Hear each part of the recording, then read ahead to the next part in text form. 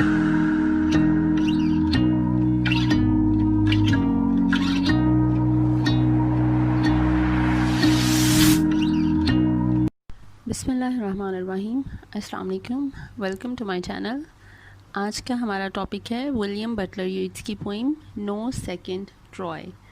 ये poem publish हुई थी 1916 में, और जिस कलेक्शन में ये पब्लिश हुई थी उस कलेक्शन का नाम था रिस्पॉन्सिबिलिटीज़ एंड अदर पोइम्स। उसके बाद ये दोबारा भी पब्लिश हुई है the green helmet and other poems में, ठीक है, लेकिन वो काफ़ी लेट हुई है, उसके बाद हुई है, लेकिन ये पहले रिस्पॉन्सिबिलिटीज़ एंड अदर पोइम्स में पब्लिश हुई थी 1916 में, ठीक है। इंस्पिरेशन जो है इस पोइम के पीछे वो फिर से जो कि यीट्स का जो रिलेशनशिप था मॉडगॉन के साथ, उसी पे है कि इसका जो मतलब कंटिन्यूस जो एक रिफ्यूज़ल था इसके प्रपोज़ल का, उसकी वजह से इसकी जो इसने ये पोइम लिखी। लेकिन इसमें जो इसकी टोन है, पहले ये उसकी मतलब तारीफ़ें वगैरह काफ़ी पोइम्स में करता रहा, लेकिन इस पोइम में आकर अब ये काफ़ी ज़्यादा हार्श हो गया, बिटर हो गया है। जिस तरह टीजिंग एंड टॉन्टिंग किस्म का एक टोन है इसका, वो इस पोइम में है, ठीक है। मॉडगॉन के साथ अगर हम इसका मतलब अगर आपको मॉडगॉन के बारे में जानना है तो आपको उसकी थोड़ी सी हिस्ट्री बता देती हूँ कि मॉडगॉन की शादी ये पहले से उसे पसंद करता था, ठीक है। यीट्स इसने इसे प्रपोज किया था, लेकिन उसने इनकार कर दिया और उसने 1903 में शादी कर ली जॉन मैकब्राइड के साथ, ठीक है। 1903 में शादी की थी मॉडगॉन ने जॉन मैकब्राइड के साथ, ठीक है। और 1916 में जो जॉन मैकब्राइड है उसने जो ईस्टर राइजिंग था, एक इवेंट हुआ था, एक रिबेलियन किया था आयरिश रिपब्लिकन्स ने अगेंस्ट द ब्रिटिश रूल, ठीक है। उस वक्त ब्रिटिशर्स जो थे वो वर्ल्ड वॉर 1914 से 1918 तक आपको पता है वर्ल्ड वॉर 1 चल रही थी, ठीक है। उस वक्त वो उसमें भी बिज़ी थे। इधर से जो आयरिश रिपब्लिकन्स थे इन्होंने रिबेलियन कर दिया, ठीक है। उसको ये नाम दिया गया ईस्टर राइजिंग। ये 24 अप्रैल 1916 से 29 अप्रैल 1916 तक रहा, ठीक है। 5 दिन का तकरीबन 5-6 दिन का ये जो है रिबेलियन रहा, और इस रिबेलियन में जॉन मैकब्राइड भी शामिल था, ठीक है। इस रिबेलियन में 458 पीपल वर किल्ड, ठीक है। ब्रिटिशर्स ने उन्हें मार दिया था, एग्जीक्यूट किया किसी तरह, and more than 2600 people were wounded, ठीक है, कि वो इंजर्ड हो गए थे। अब ये इतना बड़ा रिबेलियन था कि 1798 के बाद ये उसके बाद ये सबसे बड़ा रिबेलियन ये 1916 में हुआ था, जिसको नाम दिया गया ईस्टर राइजिंग। इस ईस्टर राइजिंग में जॉन मैकब्राइड भी शामिल था और इसको अरेस्ट कर लिया गया, और उसके बाद इसके साथ जो बाकी के जो भी रिपब्लिकन्स के लोग थे, सिविलियंस थे, कुछ नहीं थे, ठीक है, जो कॉमन पीपल थे, सब के सबको एग्जीक्यूट किया गया। फिर जिनको एग्जीक्यूट किया गया उन लोगों में जॉन मैकब्राइड भी शामिल था। इस चीज़ का जो इम्पैक्ट है वो मॉडगॉन पे बहुत ज़्यादा हुआ, और उसके बाद मॉडगॉन जो है वो एक जो से कहते हैं ना पूरी नेशनलिस्ट और रेवोल्यूशनरी बन गई कि अब तो मैं मतलब ब्रिटिश रूल को हटाकर ही रहूँगी, कि इतना ज़्यादा ये रिबेलियन इस किस्म का मतलब तुम लोग बिहेव करोगे कि तुम लोग इतने लोग 100 people were killed and thousands of them were wounded, तो ये तो नहीं चलेगा, ठीक है। तो वो उस वक्त उसने ठान लिया कि अब वो इसके लिए लड़ेगी और वो करेगी, आयरिश पीपल के लिए वो आवाज़ उठाएगी, ठीक है। ट्रू पैट्रियोट, नेशनलिस्ट, रेवोल्यूशनरी, कुछ भी आप उसे कह दें, ठीक है। यीट्स इस नेचर का नहीं था। यीट्स उस रेवोल्यूशन का हिस्सा नहीं बना कि एक्ट अपॉन उसने नहीं किया उस तरह से, उसके एक्शंस नहीं बताते थे। लेकिन यीट्स ने क्या किया, यीट्स ने लिखना शुरू कर दिया उसके बारे में। अब यीट्स की जो पोइम आई इस पे जो जॉन मैकब्राइड और आयरिश जो रिबेलियन हुआ ये ईस्टर राइजिंग का, इसे अपनी पोइम लिखी उस वक्त ईस्टर 1916, ठीक है। इस पोइम का जो एंड है, इस पोइम में इसने ये जॉन मैकब्राइड का सारा सफ़र लिखा, और बेसिकली कहा जाता है कि यीट्स ही था, हालांकि वो उसका राइवल था, लेकिन उसने फिर भी जॉन मैकब्राइड को मार्टियर बना दिया, martyr of Irish freedom movement, ठीक है। और ये सारा कुछ यीट्स की वजह से ही हो सका कि उसने जॉन मैकब्राइड को इतना आला दर्जा दिला दिया कि उसका नाम भी लोग जानने लग गए, ठीक है। और एंड जो इसने इस पोइम का किया ईस्टर 1916 का, उसमें यीट्स ने आखिरी लाइन लिखी, a terrible beauty is born, ठीक है। A terrible beauty Indeed was he, क्योंकि वो जितनी खूबसूरत थी, वो एक एक्ट्रेस थी, ठीक है, पहले, और वो उतनी खूबसूरत थी और अब वो रेवोल्यूशनरी बन गई, तो उसने उसमें उसमें वो फायर जो थी वो वहीं की वहीं थी। और टेरिबल ब्यूटी इज़ बॉर्न, उसने मॉडगॉन की तरफ इशारा किया, ठीक है। और मॉडगॉन का जो एज ए रेवोल्यूशनरी जो जर्नी है वो वहाँ से स्टार्ट होती है, ठीक है। अब मॉडगॉन कैसी थी? She was courageous, she was devastatingly beautiful, she was a cruel lover, क्योंकि उसने यीट्स को कभी यीट्स के लव को एडमिट नहीं किया, ठीक है। उसने उसको बस छोड़ दिया कि ठीक है तुम मेरे पे पोइम्स ही लिखो और अच्छी लिखो, ठीक है। और शेमलेसली इररिस्पॉन्सिबल एक्टिविस्ट, कि वो जो उसके जहन में राइट एंड रॉन्ग का एक जो पर्सपेक्टिव था वो उसी को लेकर चलती थी, ठीक है। वो दूसरों की बात को मानने में ज़रा कम ही यकीन रखती थी। Use her beauty and high ideals to convince people, क्योंकि ये पहले एक्ट्रेस रही थी, बहुत ज़्यादा खूबसूरत थी और जितना इसमें पैशन था और सारा कुछ था, तो ये लोगों को कन्विंस करने का एक हुनर जानती थी, ठीक है। Opposer of the might of British colonial powers, और ऑब्वियसली इसने जितना काम किया है तो she was literally opposing the British rule, ना कि ब्रिटिश रूल को तो हम हटाकर ही रहेंगे, ठीक है।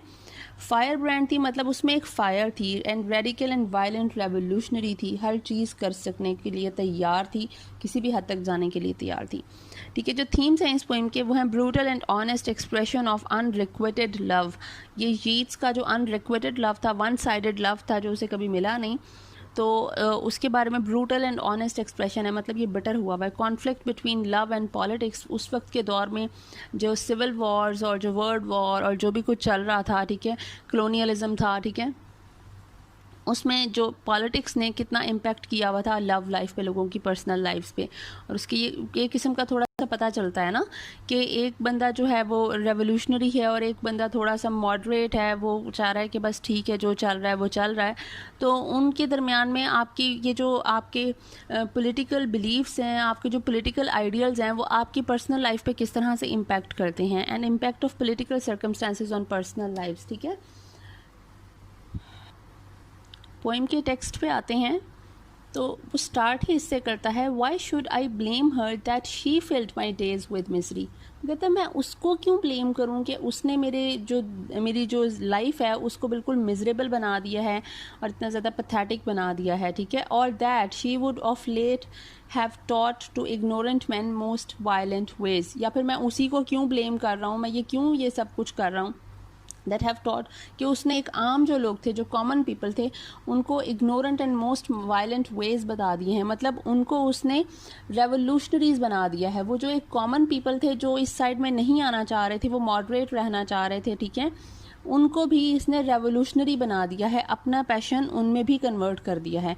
और hurled the little streets upon the great, और उसने जो चेंज कर दी हैं, मतलब लिटिल स्ट्रीट्स के जो आम सी गलियां थी, उन आम सी गलियों को उसने एक रेवोल्यूशनरी एक सिटी बना दिया है, उसने एक रेवोल्यूशन का एक नेस्ट बना दिया है कि यहाँ पे अब हर शख्स जो है वो अपना हक लेने के लिए, अपना राइट के लिए वो सब कुछ करने को तैयार है। They just want to end the British rule, वो उसके लिए किसी भी हद तक जाने को तैयार हैं, ठीक है।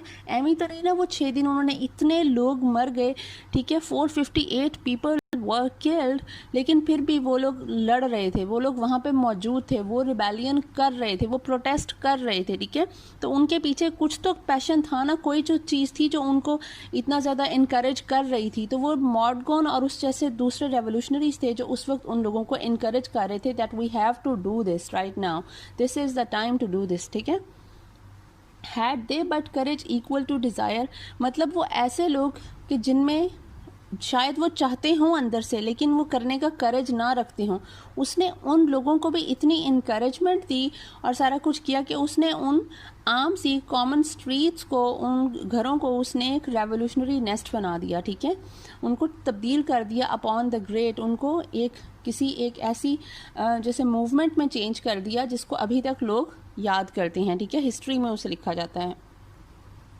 इसमें जो कहने वाली बात है वो जो कह रहा है हैड दे बट करेज और वाई शुड आई ब्लेम हर, इसका मतलब ये है कि वो कह रहा है कि मैं उसको कसूरवार समझता तो हूँ, मैं उसको ब्लेम देता हूँ, अक्यूज़ करता हूँ इन सब चीज़ों के लिए कि उसने मेरी लाइफ को मिजरेबल बनाया है और मुझे पेन दी है इतनी और लोगों को इस तरह से कन्वर्ट कर दिया है इनटू रेवोल्यूशनरीज। लेकिन क्या मुझे ऐसा करना चाहिए? क्या वो ही इस सब के लिए रिस्पॉन्सिबल है? क्या हम में कोई मसला नहीं था?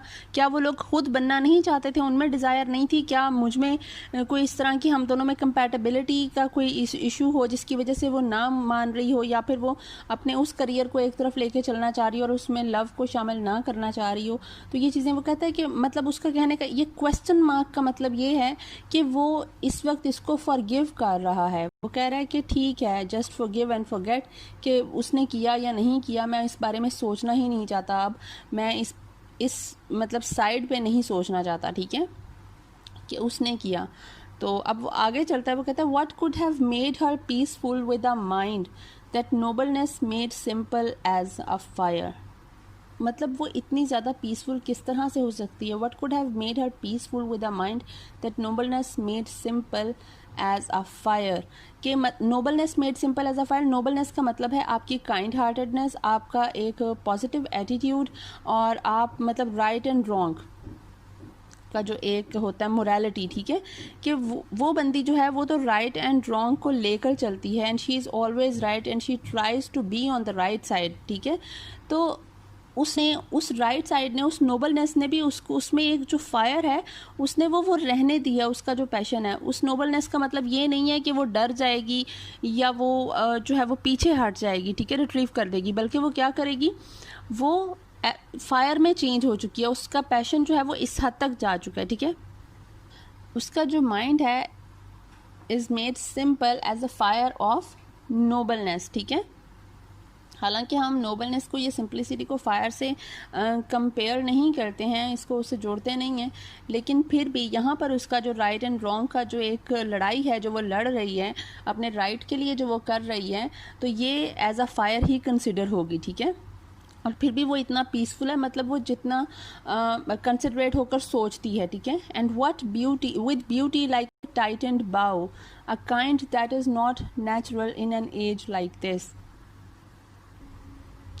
अब उसने इसको कहा है कि एक ऐसी ब्यूटी लाइक अ टाइटेंड बाउ, मतलब वो एक टाइटेंड बाउ एक बहुत ज़्यादा खूबसूरत और ग्रेसफुल सी चीज़ लगती है, that is her apparent beauty, it is like the comparison of a tightened bow with her apparent beauty and her gracefulness, that is not a natural in an age like this. लेकिन वो apparent beauty जो है, साथ में ये जो बाउ है ये एक नॉट है, ठीक है। It represents a tension, a conflict in her mind, ठीक है। और ये कितनी ज़्यादा, मतलब जहाँ ये इस चीज़ को इतना ज़्यादा ग्रेसफुल बना रही है, वहीं पे ये चीज़ जो है वो एक कॉन्फ्लिक्ट को भी रिप्रेजेंट कर रही है और सिंबलाइज कर रही है। वो कॉन्फ्लिक्ट जो उसके माइंड में है, वो जितना ज़्यादा इंटेंस जो है वो फील करती है, ठीक है। और वो कह रहा है कि इस तरह का जो कॉम्बिनेशन है, लाइक ब्यूटी एंड फायर, कि आप जो है वो कहते हैं ना beauty with brains, he was a beauty with brains, कि वो जितनी खूबसूरत थी वो उतना ही ज़्यादा उसका जो दिमाग था वो भी काम कर रहा था, ठीक है। Her brain was running and working on how to do things in her way, ठीक है। तो वो जो चीज़ है उसको इस दुनिया का नहीं बनाती जो दुनिया उस वक्त, वो कहता है कि ये चीज़ उसे इस वक्त के ये जो एरा है, ये जो पीरियड है, इससे अलग कर रही है। ये वो यहाँ की लग ही नहीं रही है कि तुम तो इस दुनिया के हो ही नहीं ना।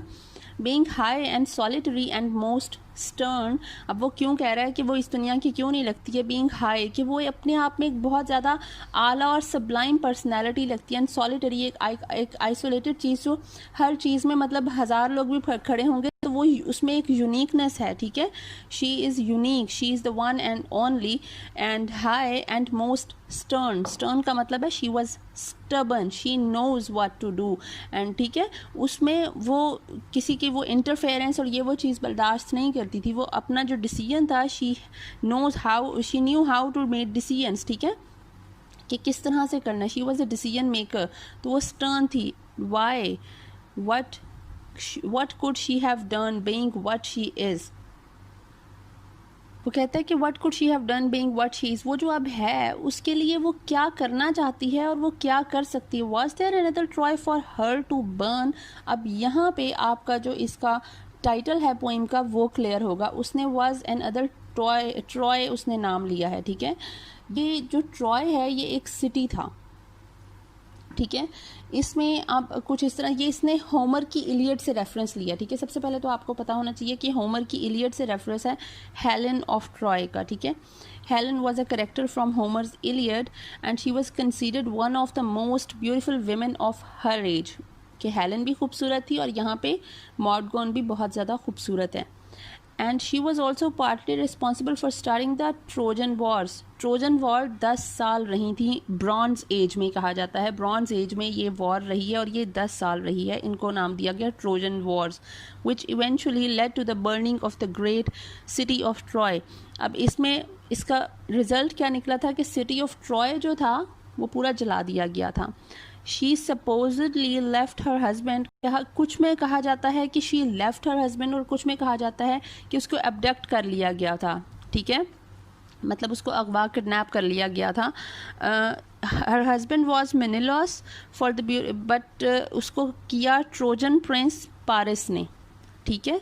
जो प्राइमा वहाँ का जो सिटी ऑफ ट्रॉय का जो किंग था प्राइमा था, उसका बेटा था ट्रोजन प्रिंस पारिस। पारिस ने इसको एब्डक्ट कर लिया या फिर इसको लेकर चला गया अपने साथ हेलेन को, और हेलेन का जो हस्बैंड है मेनेलॉस ने फिर इसको बिसीज कर लिया था सिटी को, और ये 10 साल के लिए ये वॉर चली थी। और इस वॉर में ये जो सिटी ऑफ ट्रॉय जो है बर्न कर दिया गया, तो इसका ज़िम्मेदार ठहराया गया था हेलेन को, कि वो बहुत ज़्यादा खूबसूरत थी और उसकी खूबसूरती की वजह से ये जंग हुई थी, ठीक है। अब यहाँ पे ये यही बात कर रहा है, what could she have done being what she is, was there another Troy for her to burn.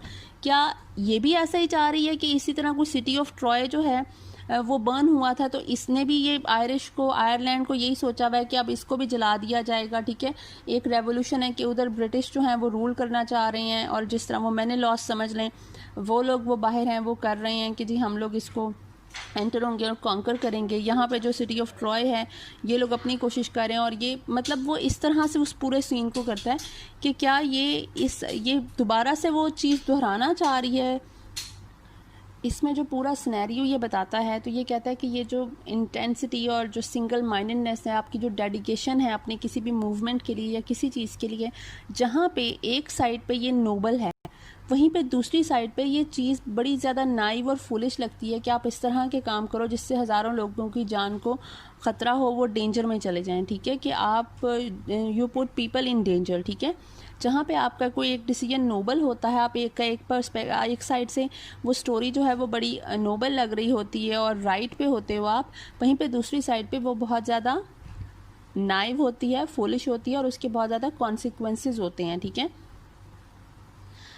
और फिर वो कहता है कि ये जो ब्यूटी विद ब्रेन्स है, ये इसको वो डिमॉन्स्ट्रेट करता है कि कुछ इस तरह से कि ये एक तरह से डिस्ट्रक्टिव एस्पेक्ट ऑफ ब्यूटी भी है on personal terms, on national terms and mythological terms, ठीक है, कि डिस्ट्रक्टिव एस्पेक्ट्स ऑफ ब्यूटी, और जो भी आप कह लें ब्यूटी विद ब्रेन्स, उसने कहा है कि ये जो चीज़ें हैं वो करती हैं, तो वो उसको वो बता रहा है। लेकिन खैर आयरलैंड तो बच गया ना, उसको जलने तक की नौबत नहीं आई, बट उसका क्वेश्चन वही रहा कि ये चाहती क्या है, ठीक है। Was there another Troy for her to burn, क्या ये भी यहाँ पर इतनी ही टेंशन क्रिएट करने के लिए आई है जिस तरह हेलेन की वजह से 10 साल की ट्रोजन वॉर्स हुई थी, ठीक है। सो इसका ये मतलब है। तो आई होप आपको समझ आ गई। If there is any question you can ask me any time.